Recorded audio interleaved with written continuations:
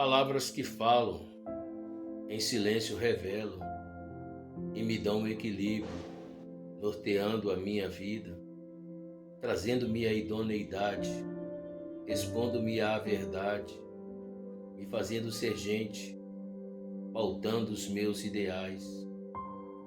Quantas vidas viveram, homens mortos renasceram, reverberaram o espírito, aplacaram o conflito, tão somente porque creram. São apenas palavras que em silêncio me falam e desvendam o segredo, tão maior do que eu mesmo. Somos tão pequenos, tão frágeis, e a vida é tão ínfima, mas através da palavra, minha vida transcende, a chama eterna me acende e me conduz pela paz, esta paz que a gente só percebe, só sente, quando ignora o ego para deixar de ser cego e com os olhos da alma vislumbrar o que é ser. Ela não precisa provar que é a palavra verdadeira, pois ela é o que é, ainda que queiram tão em vão dirimi-la. Ela é sempiterna, tão paradoxal, a essência da vida, o início, o meio e o fim. Ela é feita para mim, ignora o incrédulo. É a palavra de Deus, as sagradas escrituras, tão efêmera e estúpida, que faz do seu próprio exíguo espaço um anacrônico compasso, que perdeu-se no espaço, em seu ego irrisório, tão medíocre para Deus, nada mais do que pó, uma coisa que fala dentro de outra coisa que anda. Ela confunde todo aquele que se julga tão sábio, mas enaltece o humilde, tira o homem da escuridão, resplandece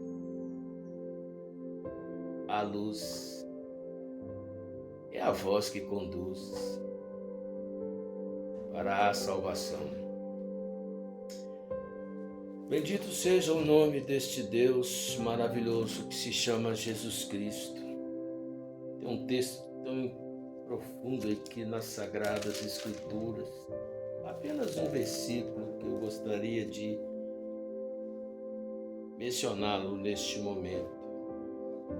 Está no versículo 39, do capítulo 5 do Evangelho escrito por João. Examinai as Escrituras, porque pensais ter nelas a vida eterna. E são estas Escrituras que testificam de mim.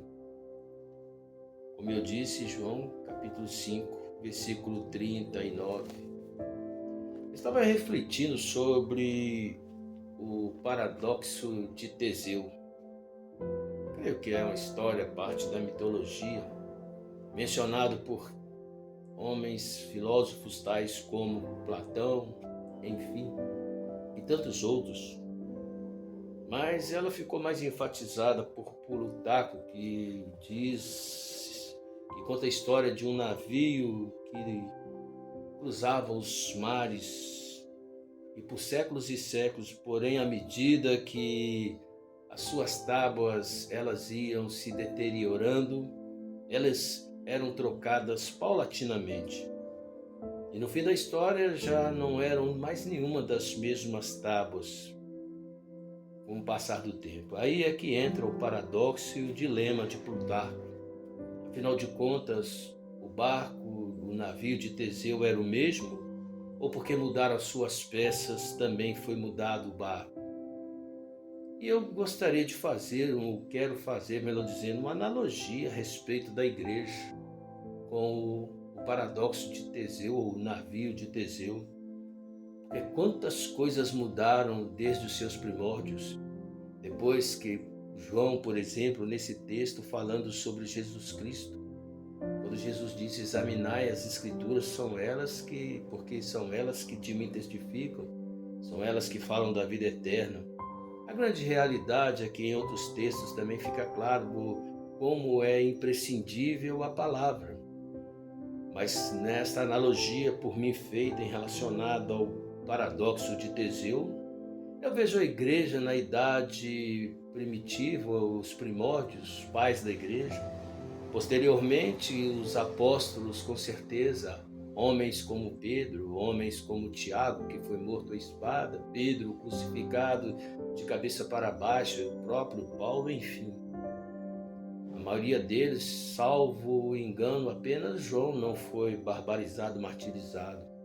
Então vieram os pais da igreja, homens como Policarpo, que foi queimado vivo, homens como Justino Marte, tantos outros, Tertuliano, horas foram queimados, horas tragados por leões, mas o barco, aqui nessa minha analogia, continuou seguindo o seu caminho.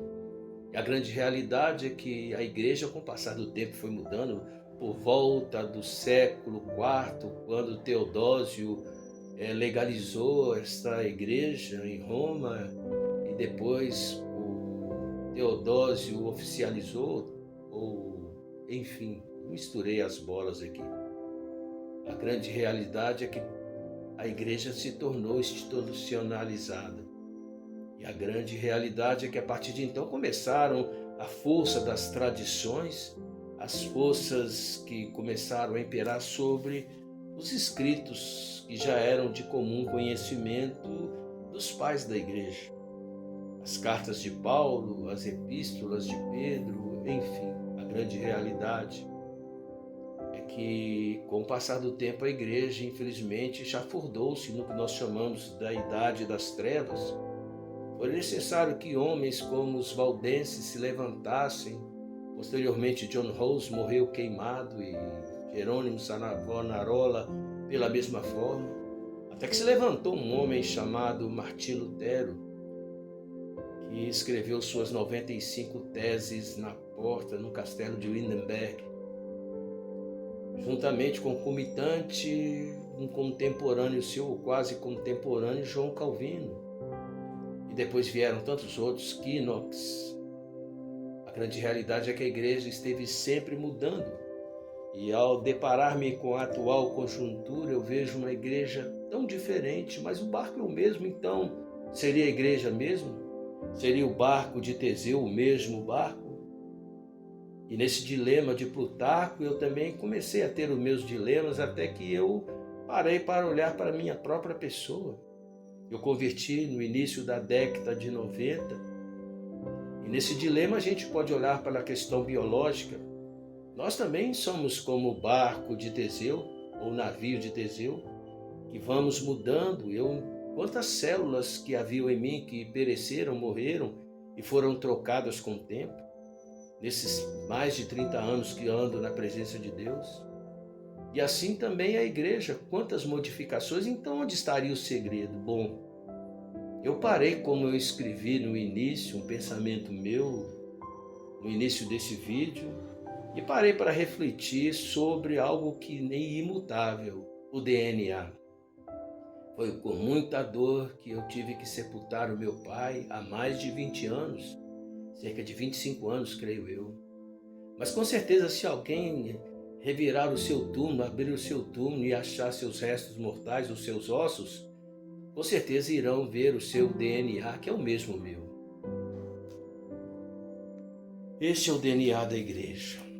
A palavra de Deus que não muda. A essência, por isso é que eu escrevi no começo falando sobre a solidez da essência.